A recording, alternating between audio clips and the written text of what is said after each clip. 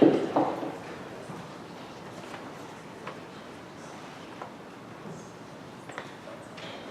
a couple of hours ago, we were all socializing and enjoying the refreshments in the appetizer room. But did any of you consider how much of that food that we were enjoying was actually being wasted? This draws us to the reality that America lives in every day. We waste almost 40% of food, polluting landfills with dangerous gases. And sadly, as a society, we don't come to think twice about wasting food. We think of it as normal. Innovators throughout history have looked at social norms and challenged them head-on. Today, we challenge the social norm of food waste and provide a solution to convert it into something productive, which is compost. Hi, I'm Conant. I'm Patrick. I'm Stoll. I'm Akash. And I'm Rohan. And we are GreenDirt. There are three essential problems that we as GreenDirt are trying to solve. The first problem is the lack of nutrients being provided to your plants by our competitors. Our job is to create a product that will deliver the necessary nutrients to your plant in a more efficient manner. The second problem that we're trying to solve is the high cost of waste collection that restaurants have to pay just so that their waste is sent to landfills. We're going to provide a more affordable solution to these restaurants so that we collect their waste at a more cheaper price while putting what we collect into good use. The third and most important problem that we're trying to solve is food waste and its emissions into our atmosphere.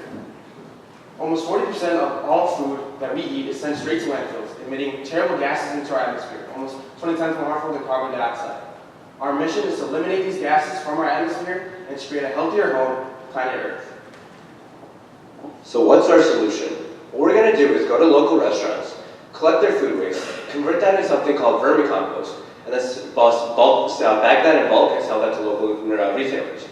So back in October, we established a relationship with the owner and the head chef of India House, up on Gulf Road. And they've been working with us extensively on the waste collection end of our business, giving us food waste and helping us validate and understand that end fully. Now we converted to something called vermicompost. Vermicompost essentially uses the natural digestive system of worms to convert food waste into compost. And what that does is results in a much more efficient and premium product than what's out there in the market. So this vermicompost can be put directly into your soil to enrich it and then deliver nutrients from your soil to your plants, resulting in better yield and better product. So finally, once we have our vermicompost, we're going to bag that in bulk and sell that to local gardeners, garden centers, and nurseries in the Palatine and shopping areas. But what actually makes our compost so much better? So not only are we taking out the problem of food waste head-on by mitigating the amount of food waste that's sent into landfills, but our vermicompost is also superior in quality. As you can see, because of the vermicomposting procedure, it leaves more microorganisms in the final product, allowing for more nutrients to go to your plants. Also, vermicomposting is inherently more uniform. So what you're going to see is also a product that delivers more nutrients from the soil to your plants more effectively. Now notice, unlike other competitors out there, leading competitors, we don't mix our compost with regular dirt or topsoil just to save money. We give you 100% compost. So you know what you're getting with our product. We don't have any chemical additives. As soon as Kamal will show you, take a whiff of this, and this is leading brand compost. This is mushroom compost. And notice the terrible odor. Now compare that with GreenDirt's compost, which is not only superior in quality, but notice how it's completely odorless and if not sweet smelling. You can also feel it and notice its fine texture. Now the only product that can really compare with us on the market is vermicompost. And vermicompost is even not the same as us because they don't have a nutrient-rich food sourcing like we do. But even then, in places as like Home Depot, that's notorious for keeping prices low, price their product 4.5 times higher than us. And that's because we have elements on the food waste collection end of the business that allows us to have a sustainable competitive advantage. And that's where we're going to help China move forward. Got our MVP, we have validated all ends of our business: the collection, process, and sale. Throughout our process, we have talked to Jason Howell, which is with the University of Illinois Agricultural Extension. He has helped us fix and optimize our process. At our previous MVP pitch, we were referred to talk to Midwest Trading, which is one of the biggest composting firms in the nation, in which we did. And we got redirected to speak to Kevin Downey, which is the lead researcher at Midwest Trading. He knowledged us about vermicomposting and the benefits of it. That's when our team pivoted from composting tumblers, as you see here, to vermicomposting.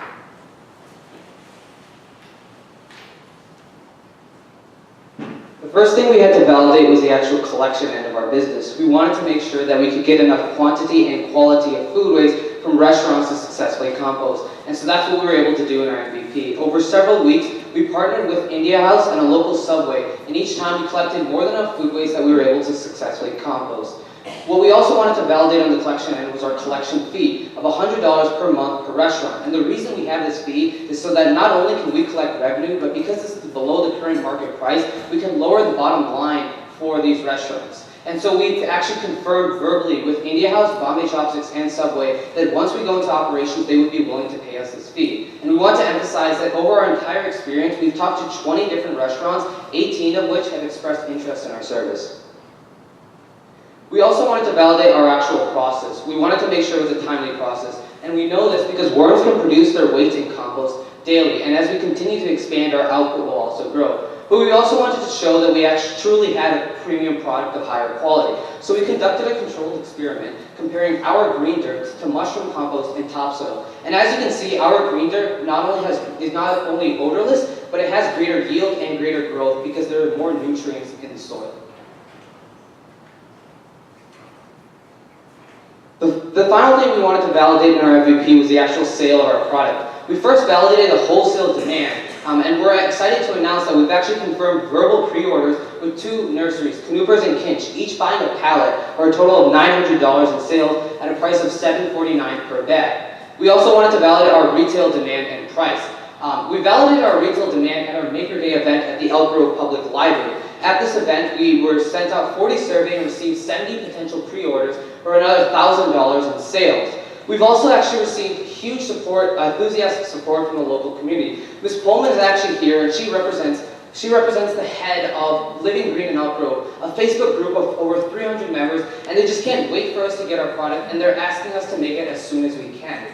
And we've also validated our $14.99 retail price with 3 independent nurseries, Canoopers, Kinch, and Lures, and they've all agreed that this is a feasible price for us to sell our product at.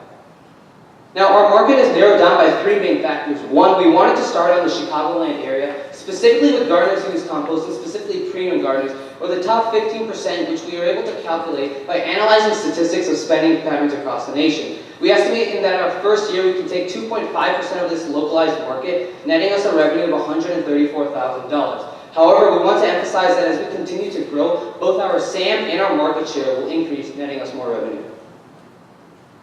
So our business has three main revenue streams. The first is wholesale, which takes up 52%, in which we sell to local nurseries at $7.49 for a 23-pound bag. Our other main revenue stream is waste collection, in which we charge $100 per month for the waste collection from restaurants, as Conant said. And our last but not least is retail, which takes up 8%, in which we look to expand on selling on our website for $14.99 for a 23-pound bag as well. So I already went over a detailed summary and derivations of the calculations for our revenue assumptions in the investor packet. However, I'll go over that briefly with you guys. So we looked at the average amount of pallets, or 60 bags, purchased by nurseries for their leading brands of compost. That number was 7. So essentially, by partnering with 40 different restaurants and 20 different nurseries in year 1, we would be able to acquire that year one revenue of $120,000. Now, our cost of goods sold was very detailed. It took into consideration our design, packaging, but more importantly, our labor. So the labor to collect food waste from our restaurants, manage our vermicompost system, and package that vermicompost and take that to nurseries. So notice, unlike other businesses, we don't really have many material costs. Like Patrick mentioned, we're actually being paid $100 per month in terms of food waste for our material. Now, our SG&A was very, very detailed because we wanted to analyze the cash flow of our business. So we included sources of costs such as rent for our facility, utilities for our facility, diesel for our truck, maintenance for our truck, insurance, legal fees, and our marketing costs. Notice after year 1, we have a net revenue, post-tax net income of $46,000. This leaves us with enough profit left over to invest in an additional $21,000 system, large-scale vermicompost system. By doing this, we expand in successive years. Notice in year 3, that's when our systems get so large that we move into a new facility. And by year 5, that facility will house all 33 of our large-scale vermicomposting systems, and that's exactly how we get to our $4.9 million in revenue in year 5. A large portion of our funding will be spent on buying a large-scale vermicompost system. This system, on average, will produce around 600 pounds of compost a day. It will require a maximum of 5 hours of maintenance a week. It is self-perpetuating due to the fact that worms will naturally reproduce. And in addition to this, it's heated and vented, allowing for year-round production. This system will help us meet all financial projections. As you can see here, almost half of our funding will be spent on the system and the worms, as well as a good portion will be spent on a truck. This is important to us because this is how we'll be getting the food waste to us and the finished product to compost to the nurseries. In addition to this, we're asking for 3 months of SG&A. This will cover rent and utilities for a facility that we've already found, for the 3 months that we're building up stock and getting ready to sell before August. So, as I mentioned in the beginning of the presentation, the biggest problem that we're trying to solve is food waste and its emissions into our atmosphere. This here is a visual of the specific impact that we will make in the environment. In the first year, we'll have 81 cars worth of methane gas removed from the roads, and within a span of 5 years, we'll have almost 40 million miles worth of methane gas eliminated from our airs. Thank you to the D211 Foundation who has given us support. And thank you to our teacher, Mr. Miller, and our mentor, Mr. Wolf, who have put in countless hours for helping us. For the last 10 months, this business has been our heart and soul. During Thanksgiving and spring break, our friends have either been eating turkey or partying up in Mexico. Meanwhile, we've been building a compost tumbler or designing a vermicompost system, and we've been working hard ever since. We've talked to over 15 experts, 20 restaurants, and 10 nurseries, and validated every single end of our business. Regardless of what happens here today, we have enough faith in our team's hard work ethic, all the work we put in, and our financial projections to ensure that this business will succeed in the real world. However, with your investment, we can ensure that we will have a finished product ready for market as soon as August, and we will be able to make all those financial and environmental impacts a reality. So we're asking for your help to help turn green dirt into green cash.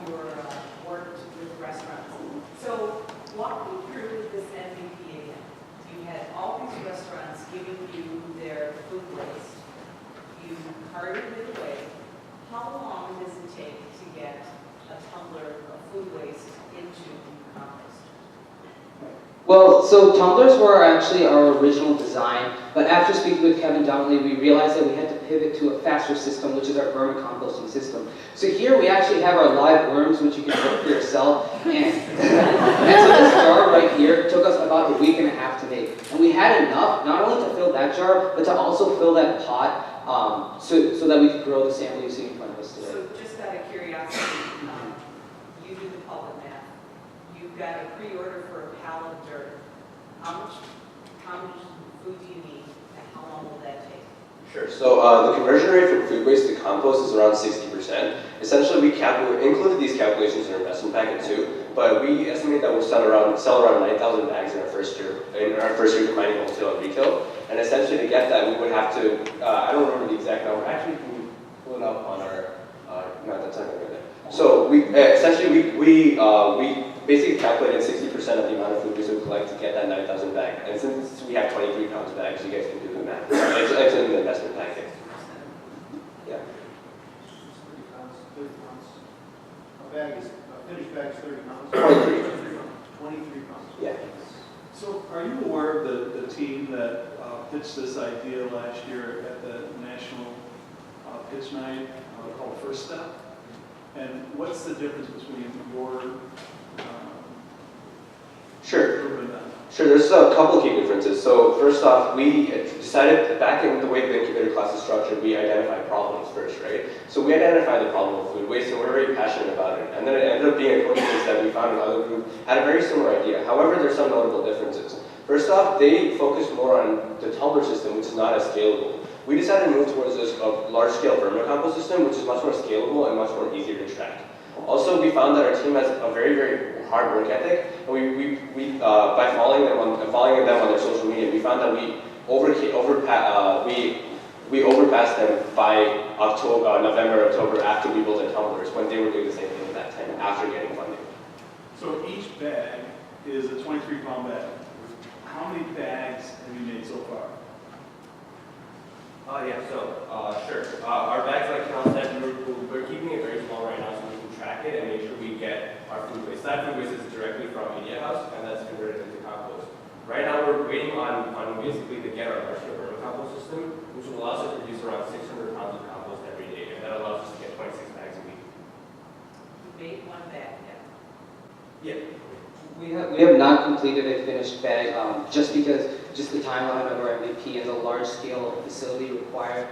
We wanted to emphasize, especially for our MVP, to have a lean system. So with the minimal cost, we wanted to produce a finished product that we could conduct our MVP testing.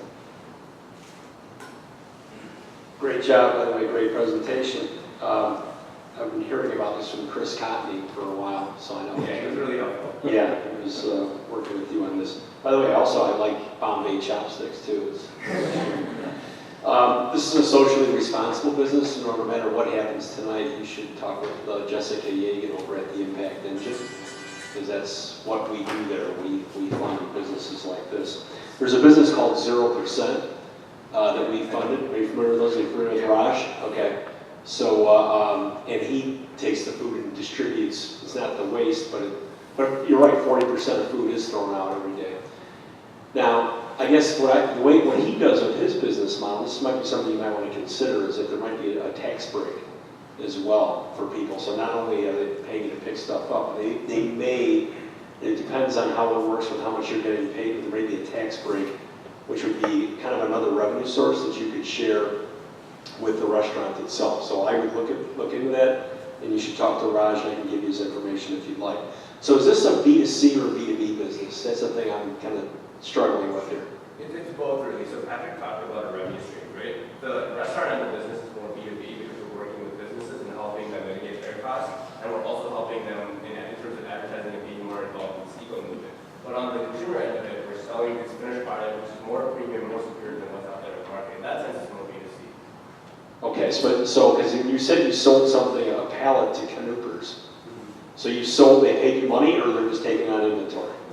So when we actually spoke with the head manager of Canoopers, we gave him an idea, we brought in a sample, and we just told them about our business. And they were extremely excited, and so what they said, we asked them, once we have our finished product by the end of summer, how much would you be willing to purchase? And they told us independently that they would purchase a pallet from us.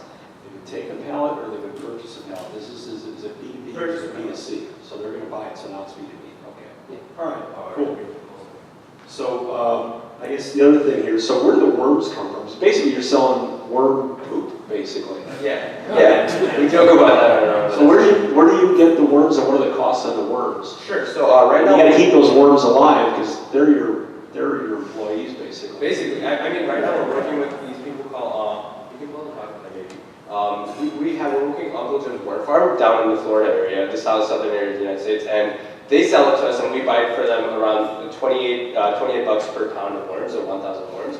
However, we've started talking to worm salesmen in the Oregon, Washington State area, and basically they're able to get us bulk pricing for 1 pound of worms for around $12.50, and that's when we get our $3,750 cost, basically, at that bulk pricing. Okay, and then, I mean, I guess have you done any research, because they're your employees, they're your workers, you got to keep them alive. Yeah. So have you done any, because I know what happens when you have something like that, I mean, if they die, it's not good. So have you done any research along those lines? So all the system works, basically worms reproduce, and the food we're giving them is more than enough to keep them alive. And the system we're keeping them in is heated and ventilated to make sure they're getting enough oxygen and they're kept at the right temperature, just to give them like a great living environment. And with the addition of food, they should have no problem surviving. And they can reproduce too, you're saying? Oh, they reproduce based on the amount of food they have. So once we have that startup investment in worms, we never actually have to buy worms for that system again. Okay, yeah, I don't know enough about worms, but I'll keep it. Where's your facility? I mean, we have around a 1,000 square foot facility that we looked at, that we're going to be renting from, that's in the Woodfield Road area, basically. And that facility is more than enough space for us to house our system and have our labor come in, package our bags, and store our inventory throughout the year. In terms of answering your question, we did work with Mr. Conant for a little bit as part of our MVP. We ran our initial vermicomposting system at one of the district facilities, and we've also run portions of it at our houses, respectively. Just another thought too is that, the hydroponic garden industry is really kind of taken off. and that'd be a nice feed-in for something like this to kind of make it all natural, I would think. But Impact Engine is the place you want to talk to those guys. We'll definitely do that, yeah. And just going off that, yeah, like we're positioned in an eco movement that is definitely growing. Additionally, what we're also offering to restaurants is as part of our packaging, we can have their company name and their logo advertised. So that's also helps their brand recognition as well. So that's another incentive for them to join our service. In addition to the tax breaks that you mentioned as well. Potential. I mean, Yes. Yeah. think it's likely, so. So, just sit back there. Listen, first of all, you guys did a great presentation. Thank you. Really like the idea. I think, I'm just too many meals, so I eat out a lot.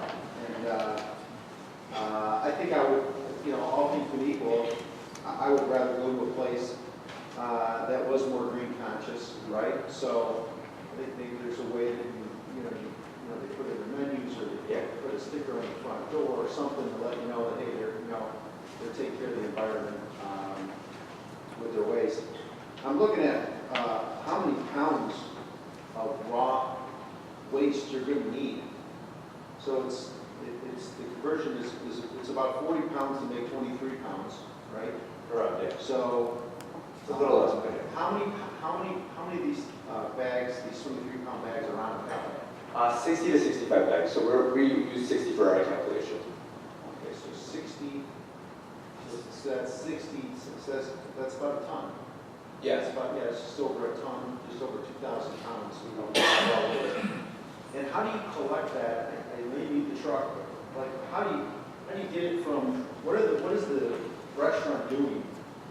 How are you going to get 2,000 pounds just for one pallet? So it's going to be many tons, right? Yeah. How are you going to get all that from the restaurant? What do you collect that? The restaurant's probably going to do some extra work. Right, so actually as part of our MVP, we actually went inside of the restaurants and we were able to go inside the kitchens and talk with the staff. And essentially a lot of our food waste isn't necessarily like we're just picking it up from the garbage. For example, when you have food prep, there's portions of vegetables that you cannot physically eat. So we're collecting a lot of that. So we've actually spoken with the restaurant owners, and we found that the minimal extra work that it takes to actually separate the food prep leftovers into a separate container is enough, or is so marginal that the savings that they receive from our service are actually greater. So that's essentially, we've trained employees on how to take part in the specific process of separating this food prep waste, and then we drove around to restaurants and collected it from trash cans, and then we were then able to insert it into our systems. And also, like, in terms of quantity, Conant already mentioned in the slide, but we did 7 collections from India House and 4 collections from Subway, and each of them averaged around 25 to 30 pounds, which is more than enough of the 25-pound per day average that we required. They averaged, each of them averaged 25 pounds of waste per day. Yeah, that's what we collected when we worked with India House and with Subway. Okay. And that would be, so that's all you need? How many? I'm not going to get my calculator out, but it seems to me like you need more than 20 pounds a day per restaurant. Yeah. I included those exact calculations to how much food waste we would require to portion of the investment packet. And basically, if we got 25 pounds from each restaurant for 40 restaurants over the period of 1 year, we would be able to get enough food waste to meet that 60% conversion rate and still get enough compost that we need to sell to meet those financial projections. And when you get to year 5, Yeah, sure. You can go to the 3 to 5 years old. Yeah, sure. No, 3 to 5 years old. well, I think we get enough. We don't need to go all the way. Just looking at the start of this, I was just curious to see if you're going to be able to get enough waste, but it appears there's enough